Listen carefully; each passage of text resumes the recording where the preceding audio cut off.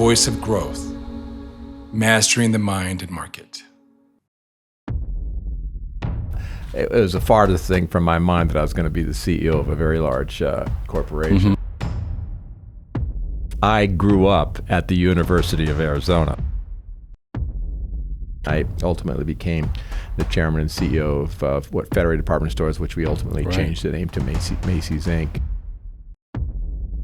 Having, like you said, at one point 140,000 employees, that they're counting on me. So we always embraced, where the customer was headed. We always thought about that. We actually started Macy's.com before Google was launched. We're growing by like $1 billion a year without adding any new stores. Wow. A double-digit earnings increase. Billion this year, billion growth next year, billion next year.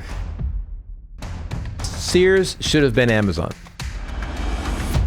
Do it better than anybody's ever done it before. People will notice, and when they do, that's when your career will start to move. Bloom where you're planted. Terry, you have reached the pinnacle of what many in business and in school reach for, the CEO of a Fortune 500 company. This is a two-part question. The first part is, what drove you to such success? And the second part of the question is, when you got there, was it what you expected it to be? How long you got, Manny? Because the first part is sort of a winding road. Because when I was going to college up the road here at University of Arizona, it was the farthest thing from my mind that I was going to be the CEO of a very large corporation. I was, sort of struggling to figure out what I wanted to do. I really didn't have a clue. When I talk to students here that are like, I'm going to be an engineer, I'm studying to be an engineer, I'm going to actually do that. I'm like, wow, you were so much more prepared than I was at your age. So it was a bit of a winding road, but I ended up, taking a job because fortunately, it was a good time, and I had a lot of job offers when I graduated. And I ended up taking a job because of the people that I met in the interview process. And I looked up at them and I said, maybe I could be like that person in 10 years, 15 years. And that's how I tried. That's sort of how I chose my career, based on people. And I still think that's good advice that I give today. And long story short, I just ended up getting, doing the job that was given to me, and trying to do it better than anybody had ever done it before. And that's all I was cared about. I just focused on doing that job that I was in. And I think that helped me in my career ultimately keep getting promoted. And I did. I was president when I was 35 of Bullocks Wilshire. I was CEO of Neiman Marcus when I was 37. And then I ultimately became the chairman and CEO of what Federated Department Stores, which we ultimately changed the name to Macy's Inc. So when I got there, to answer part B of your question, I was sort of like, moving and grooving on all the way along this path. It was kind of happening to me so fast that I didn't really have time to reflect on, how I was going to do it, what it should look like, and the like. I just needed to, figure out how to get the work done. Right. And I'll tell you, as I was moving along, I think the first time I realized that I needed to work with people that were smarter, more capable than me, and surround myself with really talented team of people was when I became a store manager. And really? Because I was a buyer, and I was did these various jobs on my way up, assistant buyer, different. I was a college recruiter for a little while. They were all individual jobs, me and maybe one other person next to me or above me or something. When I became a store manager of South Coast Plaza when I was 29 years old in Orange County, California, I was supervising 400 people all of a sudden. And I was like, instead of supervising an assistant buyer, I was supervising 400 people. I'm like, holy cow! And I didn't even know 2/3 of the products, the business, because I grew up in one category and I had to supervise a whole store. So that's when I realized, man, I better make sure I got good people around me who can help me figure all this out. And I carried that with me on and on and on to every job that I had as I went on. So when I got to the top, that was my first priority. Do I have the right people in the right place? And is this their time? And are they going to gel and work well with me and together to create the best possible, working experience we can have? Yeah, that's crazy about that journey. That managing those 400 people was somehow a little bit different than managing 140,000 employees, right? And I talk with folks about people is what really makes the business at the end of the day. Let's rewind the clock a little bit, Terry, and talk about your time here in Tucson. I know that what got you moving was that phone call from your dad, basically cutting you off from the supply chain there. Yeah. But let's go a little deeper. And what was that like what happened in that moment, and how did you really get yourself aligned? Because I know that my own children and a lot of folks today are struggling with that impetus, that momentum. How'd you get moving? Yeah, so it does back up a bit. So when I graduated from high school in Orange County, California, I was one of 6 kids in my family. I was number 4, and my 3 older siblings didn't go to college. So my parents didn't go to college. My dad worked 2 jobs. He worked assembling speakers in a factory, and he worked selling real estate nights and weekends. And my mom raised 6 unruly kids, and so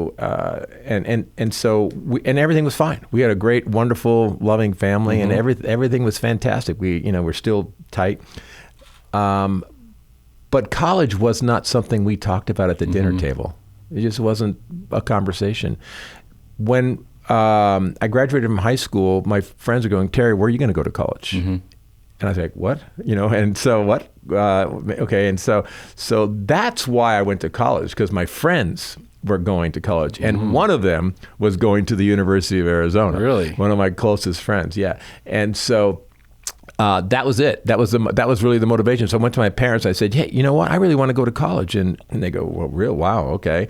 And I forget what it costs, but on today's dollars, it was a fraction, right? But it was a lot to them, and it was a big decision. But they said, "We will support you on this," because it was just like a good timing, for the kid. Three of my sibs were already moving on, and there I was having this opportunity at this right moment. So my parents could say, we'll support you. So they did. My friend who I was following to University of Arizona joined a fraternity, so I did too. Okay. And joined a fraternity, SIGEP, and man, I was really good at that. I became pledge class president. I was having the time of my life. I was away for the first time, not sharing a room with my brother. I mean, man, I was having a blast. Nice. I was having so much fun, Manny, that my parents called me at the end of the school year and sophomore year and said, "Hey, got your report card." Back then, you used to mail them home, and it looks like you're having a good time, but you're not doing so great in school, are you? And I was a pretty good student in high school, and I became a very, very average student at University of Arizona. Long story short, got the phone call. Parents cut me off. My dad said, "Good luck. I hope you finish." I said, "Dad, you can't do that. You can't do this. I'm having the time of my life. I mean, you're ruining my life if you cut me off." He's like, "Son, if that's how you feel, it's you who's ruining your life, not me." Yeah. And he hung up. I could hear my mom crying in the background. We only had one phone in our house, and she was like whimpering in the background, like, "How can you do that?" And boom. There wasn't like and I knew my dad. There was not a follow-up conversation, right? This is it. So I got a job. Fortunately, I got turned down a few times, but I kept going and I got a job. And it just get to the bottom of it, end of it is I worked full-time, went to school full-time, carried 40 units back then, and it took me an extra semester. But 2.5 years later, I graduated. I was getting straight A's, and I was working full time, and I ended up getting promoted to manager of the restaurant. So I mean, when I had no time, when my back was against the wall, that's when I realized I I could do this because I was desperate. Well, I was determined to stay in college and to stay with my friends and to have this social life. But now I had to do it on my own terms, and I had to do it. I had to figure out how to get it done. And the only way to get it done was to just put my head down, stop the partying, focus on grades, focus on my work, and make it happen. And I did. And that's when I knew maybe I can do more, in a job than I set myself up for originally.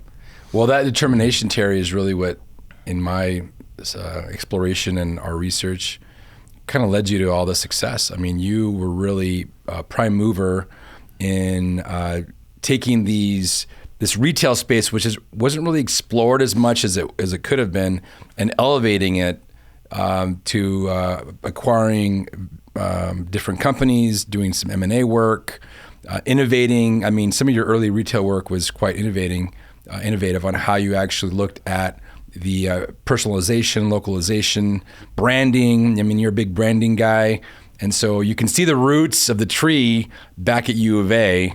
And I'll ask a quick question about U of A, and then we'll go from there.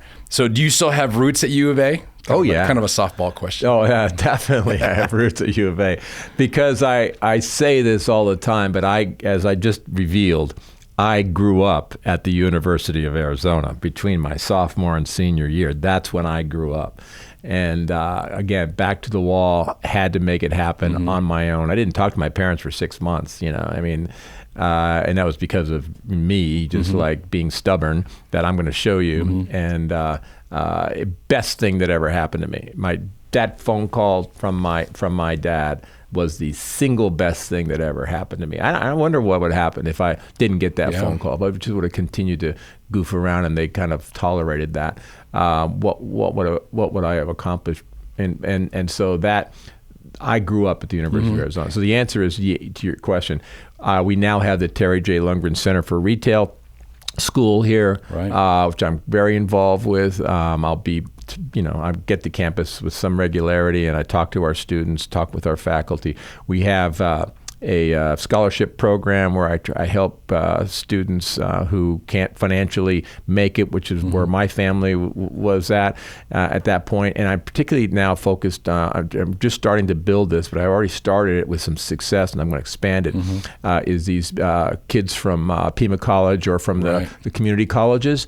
Because to me, those young people, if they're doing well in school after in a 2-year program, that tells me that they have the ability and they have the hunger and they have the desire, but most of them don't have the money. And so if I can help them, bridge that gap for their next 2 years and get them, help them accomplish the degree, if they've proven that they have the wherewithal to make things happen, that's a good bet to me. Absolutely. Yeah. So I'm particularly excited about that. So I'm participating there. We have the Lundgren Collaborative at the Eller School.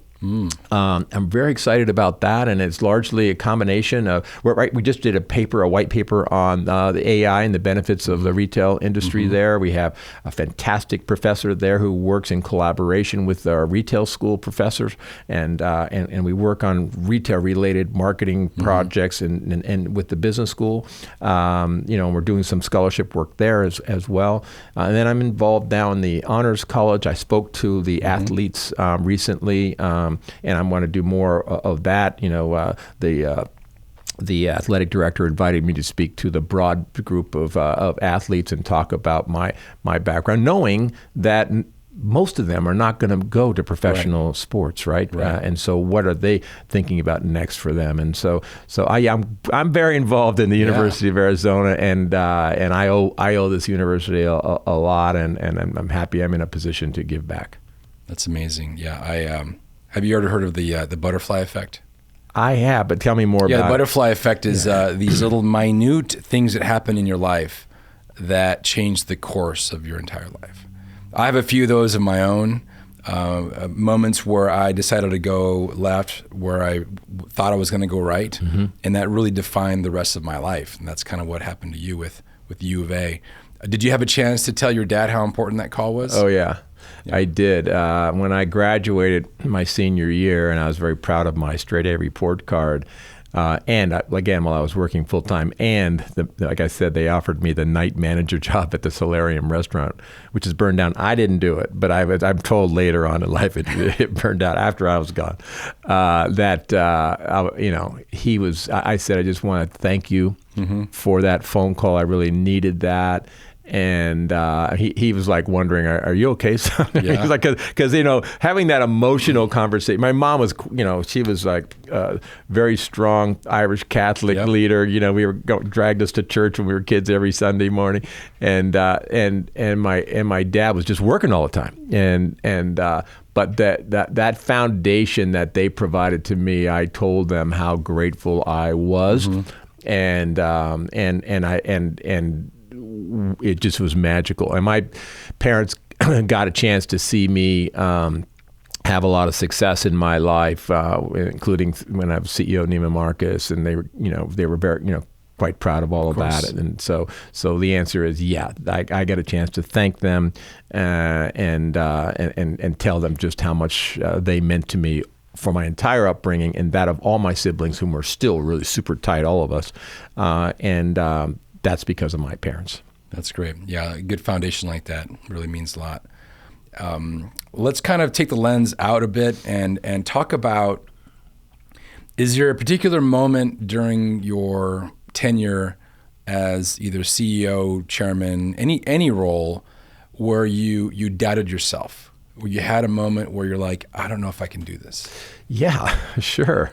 I mean, sometimes it's just overwhelming, and some of the challenges that you face, and you're kind of you get to the CEO role, you're basically alone. You have a board of directors, certainly, but sometimes you're a little nervous about telling them that you don't feel confident, right? Because they might want to get somebody else in there who is confident.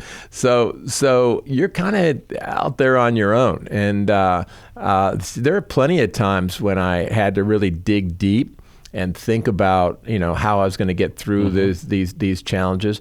But I never was defeated. I was just concerned, some nervous sometimes.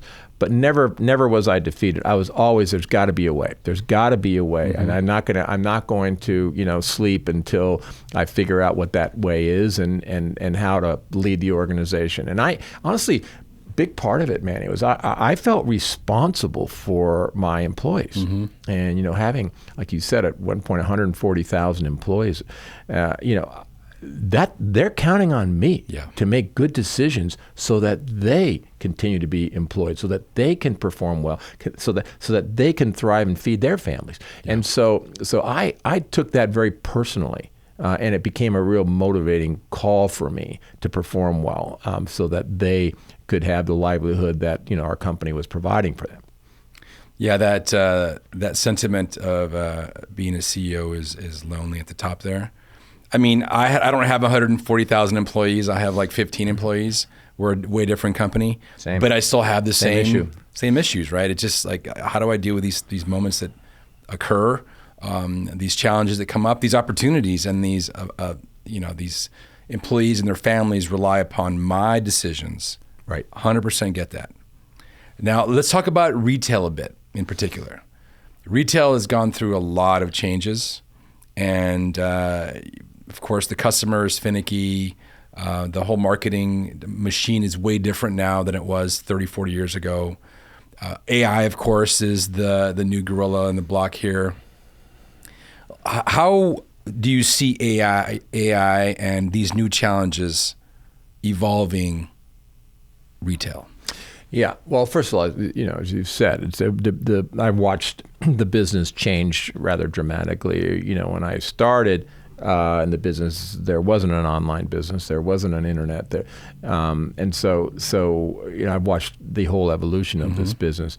But I did embrace it very early on. We actually started Macy's.com before Google was launched. Wow. So we were really early days, and we started as a website and we turned it into Macy's.com. Of course, we lost some money. Of course, it was complicated. And then when the year this is in the mid '90s, and then when and then in the year 2000, when everything blew apart and all the online businesses went out of business, basically not all, but 95% almost, and the reason is because the investors said, I'm tired of putting money behind this because there's no forecast for ever making money. Yeah. I mean, it's one thing to grow, but there's no forecast ever making money for most of these businesses. And that's when they all went out of business, the dot-gone era, we call it, in year 2000, when it blew up. I stayed with it, and I told our guys, I said, look, we're losing money, but we're going to actually figure this out, because this is how consumers are going to want to shop. I mean, if you could see that. You couldn't see how to make money, but you could see that consumers are going to want to shop this way. So we had to figure out, that was our problem, how to make money.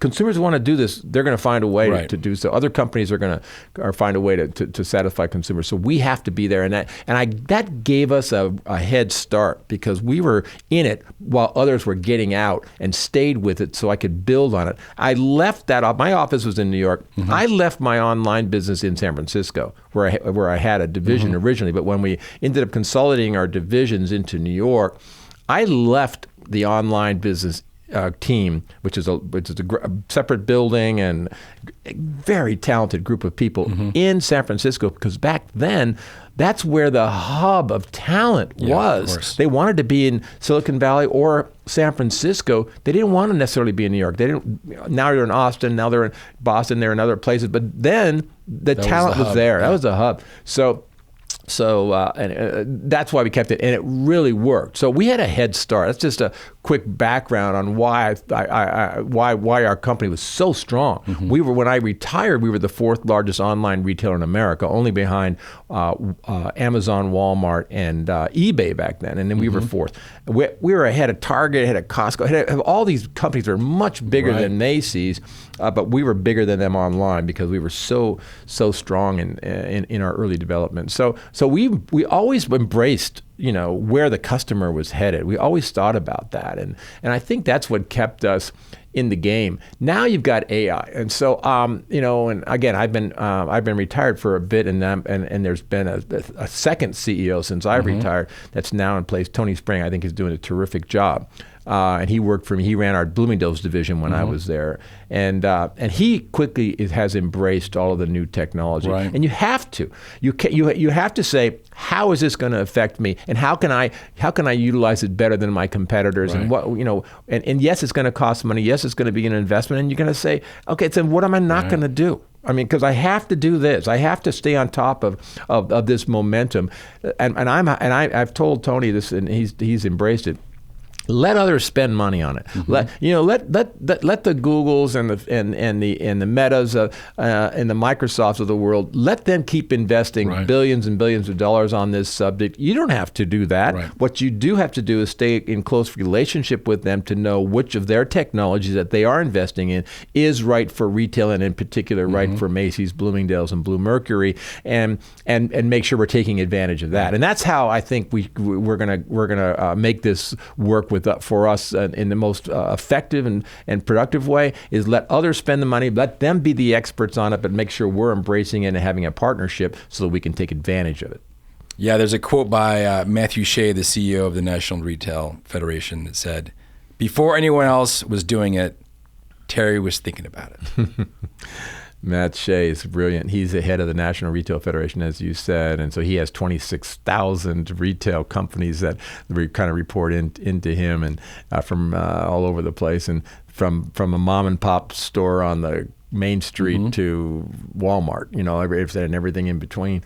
So that's a nice company. We were always, I always thought it's funny. I used to have these, our fiscal year ended the end of January every year, like the last Saturday in January, and we were like doing a particular period in from 2009, 2010, 2011, 2012, 2014. We just like killing. We're growing by like $1 billion a year without adding any new stores. Wow. A double-digit earnings increase. billion this year, billion growth next year, billion next year, and we kept going, and we had 5-6 years constantly growing. It was like killing it. It was like everything was working.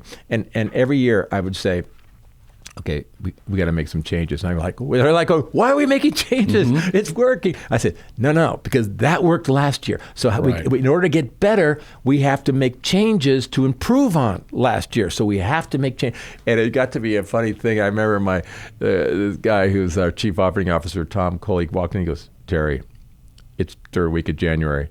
Everybody's nervous. Yeah. We just had the most amazing year again.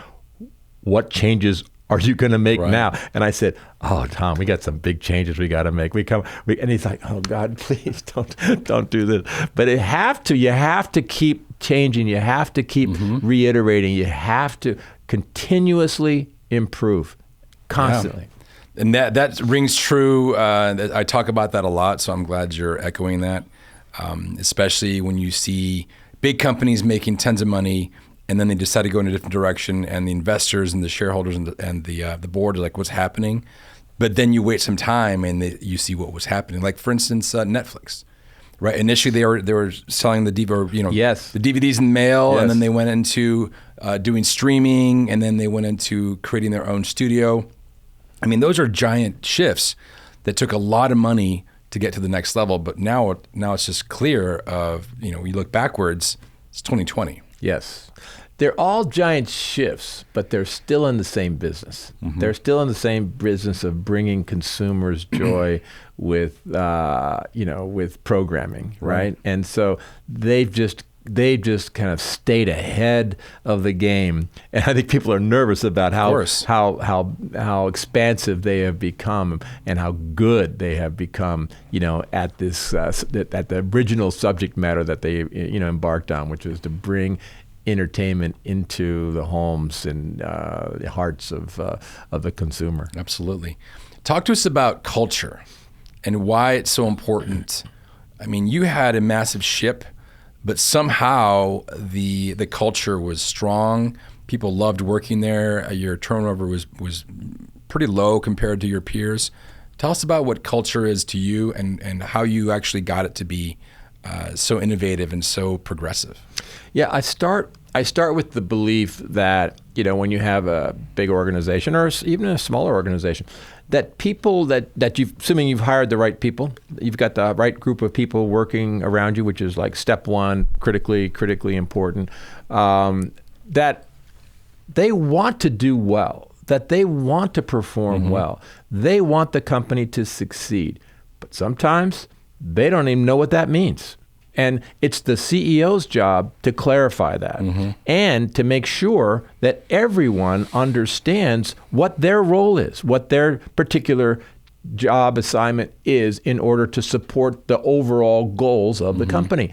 And I was passionate about that. We had a strategy, after the 2008 financial crisis. We had to change everything. We had massive changes, and it's a long story, but there was many components, but the whole idea was consolidate the buying power, but at the same time localize the experience and the assortments by location. Tucson assortments, you're going to have cactus on the sheets and pillowcases, but you're going to have palm trees in Miami Beach, and you'll have something completely different in Minneapolis. And so but localize some portion of the experience and of the product. That was a hard thing to do, to be big, consolidate, and then localize.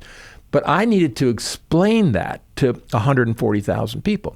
And I felt like if the person that was loading the boxes on the dock, off the truck and breaking them open and putting it out on the sales floor, didn't understand what his or her role was in how we were going to have localized strategies in that store, then I wasn't doing my job. And so I tried to make it really simple. We called it the MOM strategy. First M for My Macy's, meaning the product in the store is going to be localized, the experience is going to be localized. The O for Mom stood for omni-channel, meaning she could buy it online, use her phone, picking it up in the store, the whole omni-channel experience, and then magic selling. At the point of sale, that communication is really critical. And maybe it's not even at the point of sale. Maybe it's the person shipping the product from the online purchase, just that little extra touch or a little note to make that customer feel like it's personalized. And so that mom strategy was really key. And I said to every one of the 140,000 employees, what's your role? Pick a letter. And if maybe you've got two, maybe it's O-N-M, maybe, but what's your letter? What's your role? And how can you define, what you're doing is supporting the mom strategy? Because if you're not working on the mom strategy, probably not working on what I want you to work on. And when I got people to understand that, and I talked about it over and over and over again, simplified strategy, but they could understand their role. I really think that is what drove our culture. And everybody said, I'm part of this. That's brilliant. And then we kept telling them, by the way, here's our results. This is how good it's working. And then I would every week. Every single week, basically, I was in stores. I just felt like I had to be in our stores. Sometimes I was in a fulfillment center, but I was in our stores, and I wanted to see what our consumers, our customers were seeing. I wanted to see, and I didn't tell them I was coming. I was always showed up. I purposely didn't, because when I was a store manager, I mentioned that I was a store manager when I was 29. I remember they said, Terry, the president of the company is coming to visit you in 2 weeks. Right. And so we want to send a crew out there. We're going to paint the walls. We're going to get some flowers and plants. I'm like going, what are you going to do that for? That's not what my customer sees every day. Why do we want to make it special for this guy? And I said, if I get a chance, I'm never going to let that happen. And so I showed up for that reason, unannounced. But the other reason is I found out was they told me they weren't prepared, so they just told me the truth. Yeah. They didn't fabricate anything. They didn't hide anything. They just told me, Mr. Lundgren, we don't have these size 4 and 6 dresses. They keep sending us the size 8s through 14s. I don't have that big a customer here. Yeah. Now on the other hand, if you go to Brooklyn, they didn't have enough 12s and 14s, and they didn't need the 2s and 4s. And we were sending packs. Just packs as opposed to customized. Yeah. And I thought, we are big enough. We can change the supply chain with our vendors. Wow. Yeah. But I had to be out there to see it and to see what was left over on the sale racks. And it became really obvious to us when we got out there. And once I would do it, then I saw other management members. Right. They started doing surprise visits. Yeah. Then they started getting the feedback. And so I mean, it's all about that. It's about getting out there and making the team feel like you're on their side. And then you give examples of how you've helped them. You listen to them, you follow up, and you help them, and then word gets around. And that's what really creates the culture that I thought was so critically important to our company. And it really had a positive impact for us. Yeah, I know the CEO of Costco. I don't know if you know this. I do. Go ahead. He actually tries everything they sell. So if it's a hose reel, he puts it in his house. If it's a kind of dog food, he gives it to his dog. Every product that goes in there, he checks to make sure against his own quality standard. Yeah, you aware I love of that? I do. Well, the guy who was one of the early, I don't know what his title was, early founders, his name Jim Senegal. I love this guy. I had so much respect for him, and he's retired now. He's much older than I am actually, but I had him come to the University of Arizona and speak to our students. Yes, I had everybody come. I had the CEO of Walmart, Doug McMillan. He came and spoke. I had the CEO of Target. I brought the CEO. I brought everybody here. I brought Vera Wang here. I brought Allison Olivia, Stacy Bendit here. I kept, because I wanted them all to see. And Jim Senegal was absolutely fantastic, and he was talking to the students because he had just retired, and he was or maybe he was just about to retire. And he was so passionate about this narrow, very narrow assortment. They don't carry 2 different types of ketchup. Right. They carry the one, and that's what you're going to have. And maybe they'll carry that one and a Kirkland ketchup, right. A private label. But that's it. And he is very, very specific about they have to earn their keep on that space, Right. that in that store, and man, he was just passionate about his business, and so yeah, I can see that that culture Yeah. continuing on by trying all the products that come into their assortment. Okay, the next question is we're going to do some pretending here. Okay. All right, and you're probably the most qualified person in some ways to pretend with me. Okay. Think about Sears in 2005, 4 in there. What would you have done differently, or what did they miss? I used to love Sears as a kid. I mean, I'm from a small town, a few hours away from here. We'd come up to the big city, Tucson, and we'd go to Sears, and it was a whole experience. And now they're pretty much gone, right? What did they miss? Sears should have been Amazon. Okay, because Sears had the biggest catalog, and when catalog was the big thing. We talked about Netflix. Yeah. They didn't evolve the catalog into the online business, and they should have. They had the customer, they had the distribution, they had the fulfillment, the delivery system. They had everything, and they missed it, and they totally blew that opportunity. And then when they sold out to Eddie Lampert, he's a very smart investment guy, but he was going to squeeze it for cash. Yeah. And so he sold off all the real estate. So he sold off the key stores, the key locations, and he made money for himself and for his investors. But there was no chance, no future for the stores. Right. And so they stopped putting staff in the stores. You walk through a Sears store and they're like, you could roll a bowling ball down and not hit a salesperson. There was nobody there. I mean, it was easy to see that this was going to be doomed for failure over time. But the private equity investment hedge fund of Eddie Lampert and his group, they made money. They made money for himself. He paid himself a dividend every quarter, and then the company lost money, but he paid himself a dividend first, and so they got what they wanted out of it. They made a lot of money for themselves, but it was a complete disaster for the customer and for the for that retail business. They missed the boat completely. But I start with they should have been the Amazon because they had all the tools to make it happen. Yeah, I'm glad you're saying that. It's stuff I talk about as well, that they could have taken a store, cut it into fifths. The first fifth could be the front end, and the 4 fifths in the back could be all the fulfillment, all the warehouse, right? Exactly. What do you think about Amazon on that subject?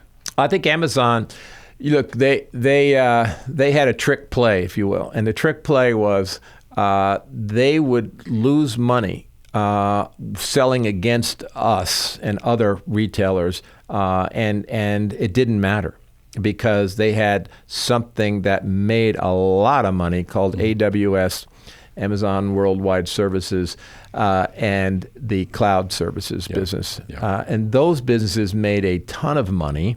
And so investors were patient, allowing them to lose money when they're selling you a coffee pot or selling you a T-shirt. They were losing somewhere around 20% on every transaction that they were selling. And they were giving...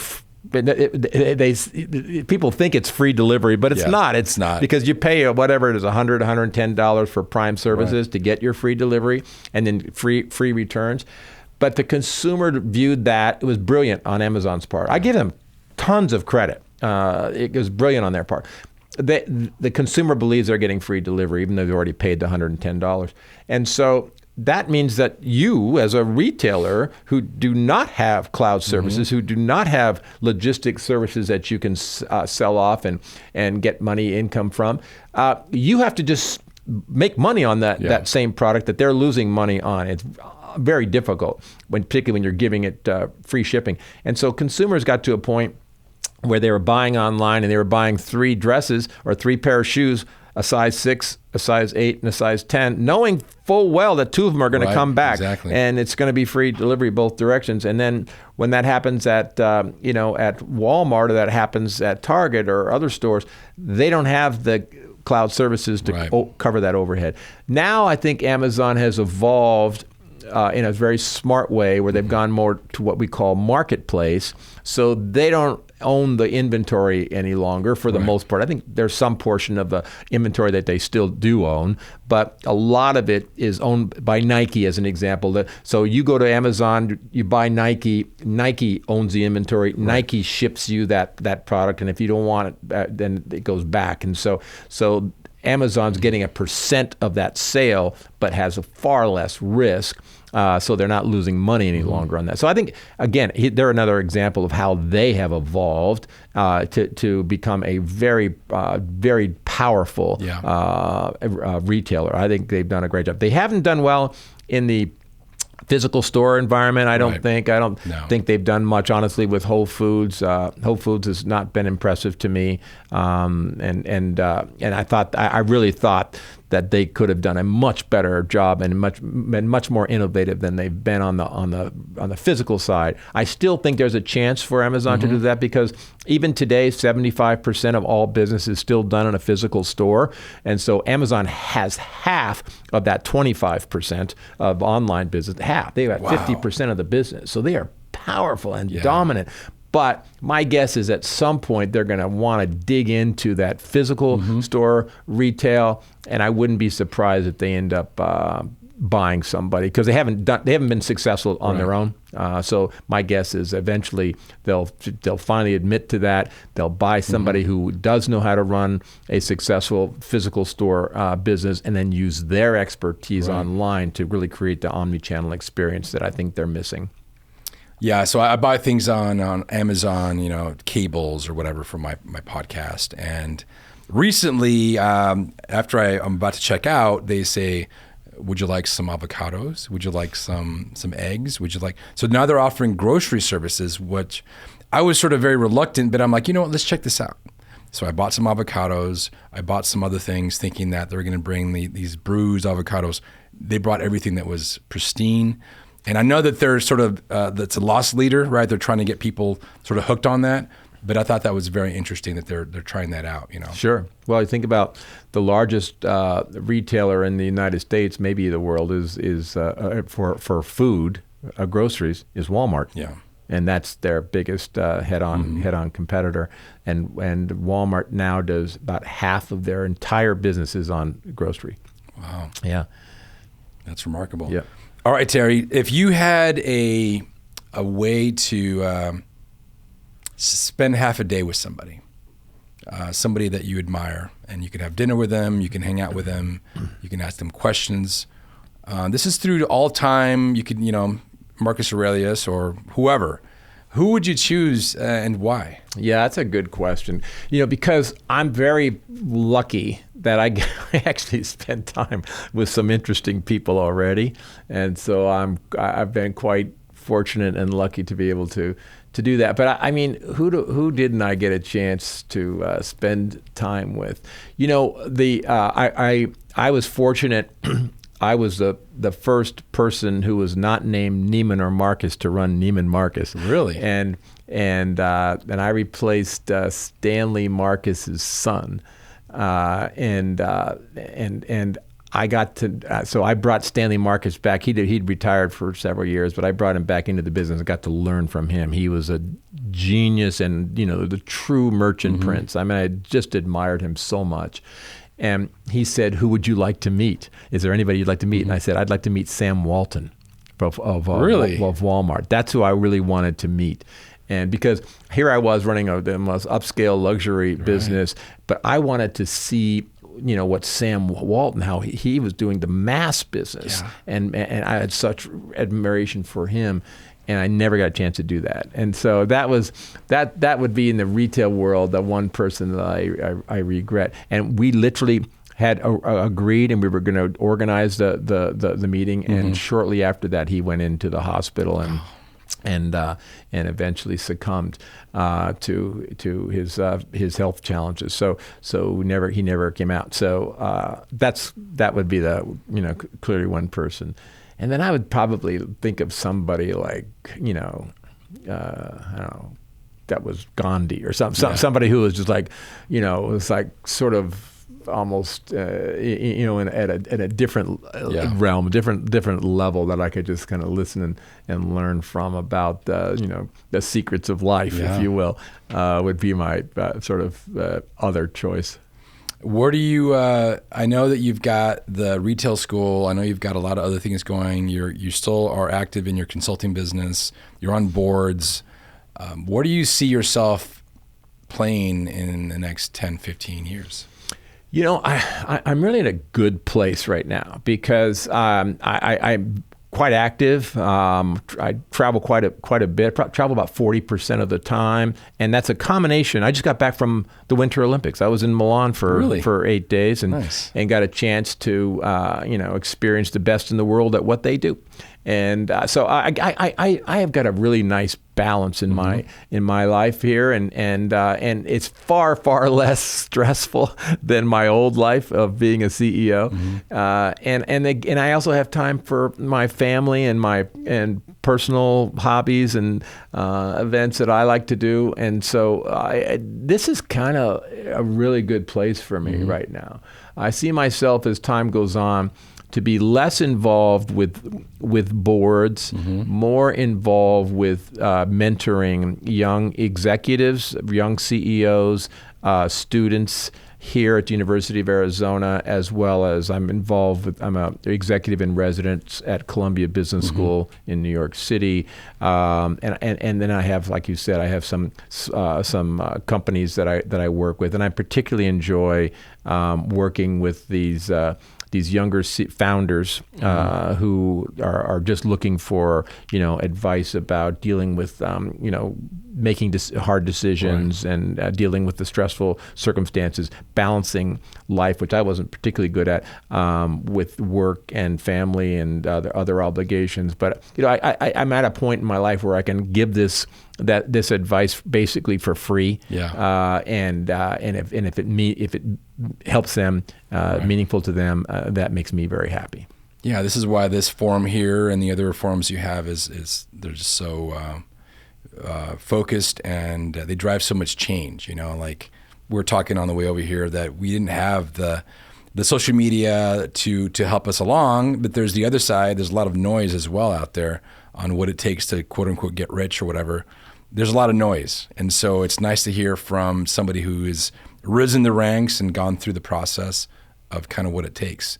So the last question here, Terry, is really more of a pulpit for you to share with us and the audience, and maybe a 25-year-old out there who is just out of college and trying to figure out what they want to do. They have this drive. What would you say to them to help them along their path? Yeah, I have a phrase that I use. I didn't invent it, but I've copied it and used it for many years. And it's bloom where you are planted. And I remember being an assistant buyer at the Los Angeles-based department store, it's now called Macy's, and I remember going to the guy who recruited me off campus at University of Arizona, and Gene Ross is his name. And I went to his office. I said, Mr. Ross, I'm not really being utilized, to my fullest. I think I could do so much more. And I'm like 23 years old or whatever. And I don't know. I thought I could do much more. And he's like, shaking his head. And he points to a sign and says, it's a pot with a tree growing in it. And he said, bloom where you're planted, like you're in that job for a reason, because that job needs to be done. Instead of complaining about it and thinking you could be doing something else, why don't you do that job better than anyone's ever done that job before? For two reasons. One is you're going to learn something, and two is you might supervise that job later, and you'll know when somebody's slacking off or if they're really being innovative and performing well. And so that just struck a chord. That just connected with me. And I say that now because I never looked back.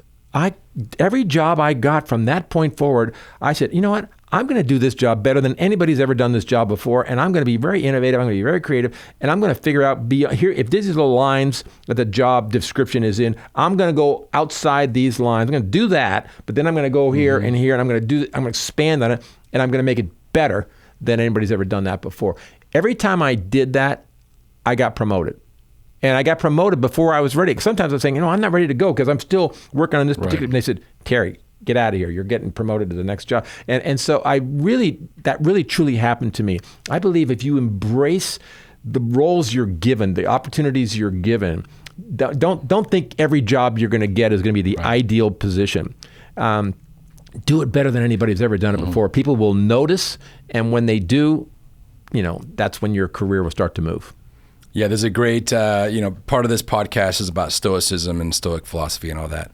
And there's a phrase called amor fati, which means love your fate, which is exactly... Love your fate. The same version, different color of the bloom where you're planted. Yeah. Thank you, Terry. This has been a great conversation with you. And I wish you all the best in the world. Thanks, Manny. My pleasure. Best of luck to you as well. Thanks. Cheers.